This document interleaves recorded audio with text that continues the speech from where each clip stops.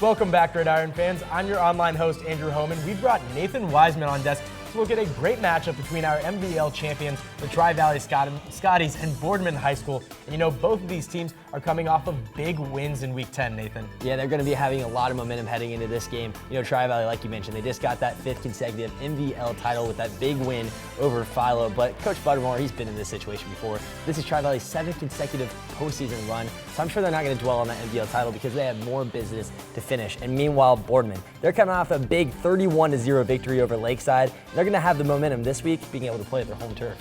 That momentum will certainly help them. And you know, looking at the Scotties, aside from that loss against Zanesville, they have really dominated their opponents. But Boardman, they've had a tougher route coming to the postseason. Yeah, you know, Boardman, they got off to a rough start this year. They started the year off 1-3 in their first 4 games, but then they picked it up, finished the year off 5-1, and now they're going to make the playoffs for the first time since 2011. So I know our fans aren't too familiar with this team, so let me tell you a little bit about them. This defense is extremely tough. They posted 3 shutouts and held one team to only 3 points. And on offense, watch out for their running back, Mario Graziani. He's racked up 847 yards and 5 touchdowns this season. They played a much tougher conference in the NBL, so the 6-4 record that they have doesn't really give them justice as to how good they really are. And you know, one thing that sticks out to me are those shutouts that you mentioned, especially since Tri-Valley averages nearly just over 38 points a game on offense. How do you think they'll match up with Boardman's defense? Well, yeah, it's going to be an interesting matchup, like you said, because Tri-Valley usually puts up so many points, but this Boardman defense is so tough. I think they're going to try to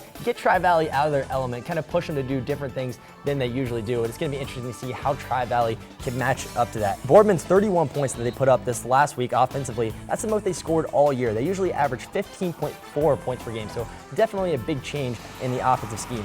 But one advantage that I think Boardman has in this game is that they've played in close games throughout the entire year. Tri-Valley, their only close game that they've been in was that Zanesville game that they lost. So it's gonna be interesting to see how they battle when they're down or when the game is close. This is definitely gonna be a great matchup. And you know, it's a 4-5 matchup in the region, always a bit of a toss-up. How do you see this one going down, Nathan? Well, I think it's gonna be a tough battle, very low scoring, but I think Boardman ultimately comes out with a win, 14-7 over Tri-Valley. That's a low-scoring game, but you know, with such a great defense, we'll have to see how this one plays out. Thanks a lot, Nathan. Make sure that when you're out at playoff games this week, that you're using our new postseason hashtag, #GloryDays. And hey, if your tweet is good enough, it'll end up on our show. For Nathan Wiseman, I'm Andrew Homan. Thanks for watching.